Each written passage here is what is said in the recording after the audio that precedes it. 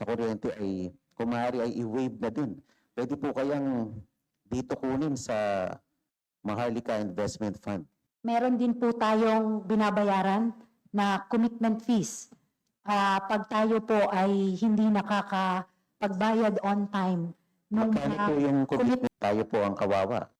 I'd like to know the status of the Maharlika Investment Fund because for the last 2 years, the President did not make any mention about the MIF in his SONAs.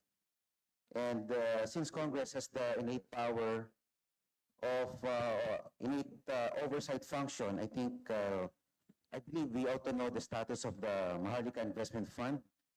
And I believe you have also been endowed with repertorial requirements. And what mechanisms are in place to ensure the transparency of these multi-million investments that were made? I believe early this year there were investments made already by the Maharlika Investment Fund. Yes, thank you very much. Yes, it is true that we report to Congress yearly. I think there are documents submitted to Congress to provide status with regard to the investments of Maharlika. Essentially, Maharlika has invested in 2 projects. One is NGCP, 20% of 2 board seats in NGCP, roughly 20 billion pesos. And another is in a mining, Makilala Mining. That's how much?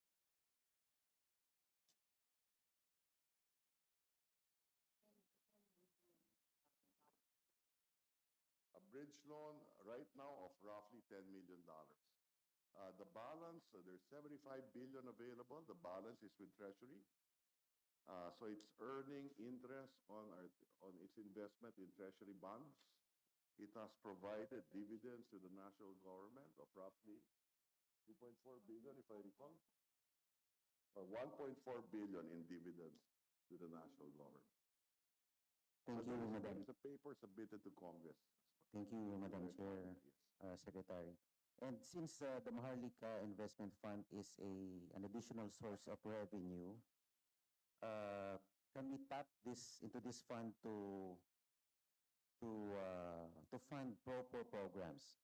Halimbawa po, yung pong binanggit ni Congressman Lian kanina, to reduce the VAT from 12 to 10%. At meron din pong mga panukala dito na inihain kami, mga panukalang batas na kung pwede po yung kuryente na binabayad ng consumers ay yung VAT na pinapataw sa kuryente ay kung maaari ay i-waive na din. Pwede po kayang dito kunin sa Maharlika Investment Fund. Yung Maharlika Investment, para sa investment, ang pwede niyang gawin, halimbawa, I know it is considering investing in the grid operations, halimbawa sa Mindoro o yung mga spud areas na walang napakalang kuryente, doon tumitingin ang Maharlika Investment Fund, possibility of investing there. So energy, physical infrastructure, food and agriculture modernization, these are the themes that Maharlika is looking into. And a few more. Thank you, Madam Chair, Mr. Secretary. My number 2 question is directed to the DBM Secretary. During last week's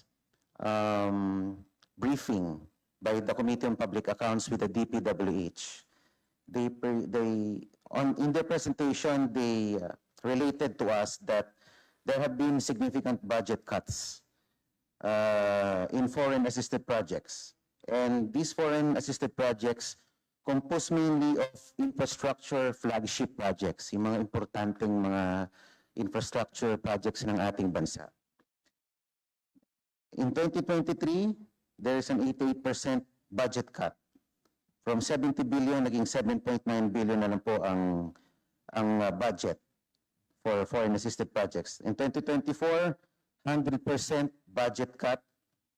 So wala pong mailaan sa foreign-assisted projects. At ngayong itong 2025, 67% budget cut, from 70 billion naging 23 billion na lang po ang inilaan sa foreign assisted projects. Now, Madam Chair and Madam Secretary, I'd like to know on the long-term implication of this continued defunding of these foreign assisted projects. Hindi po ba tayo nape-penalize ng ating mga international partners pag hindi po tayo nagbabayad? At yung pong, ang alam ko po kasi, itong mga foreign assisted projects are being defunded and they go to unprogrammed allocation ng ilang district congressmen. Ano po bang mas mahalaga sa atin, yung pong mga flagship projects na malalaki na mas maraming naikinabang o yung mga pet projects po, local pet projects po ng mga district congs? So gusto kong malaman ang implication kung patuloy pong i-defund itong mga foreign assisted projects po natin. Madam Chair, tama po kayo.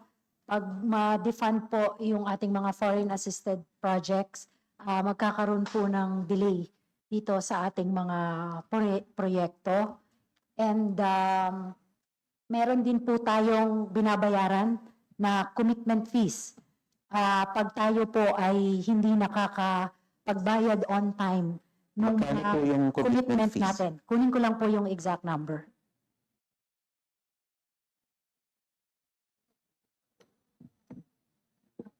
Hindi po ba tayo on the losing end pag ganyan po we continue to pay penalties for defaults or non-payment of these contracts?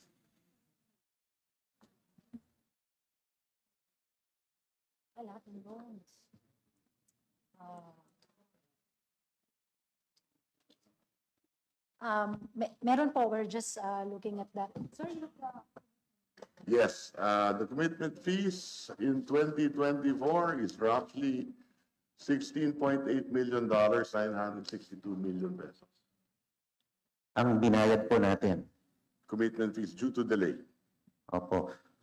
Ano po kayang protective mechanisms in place, Madam Secretary, para masigurado natin na hindi po tayo ganitong natatalo sa hindi po pagbabayad ng mga multi-year contracts na ito. Samantalang ito naman po ay tumaan sa iba't ibang level ng approval sa mga sangayon ng gobyerno.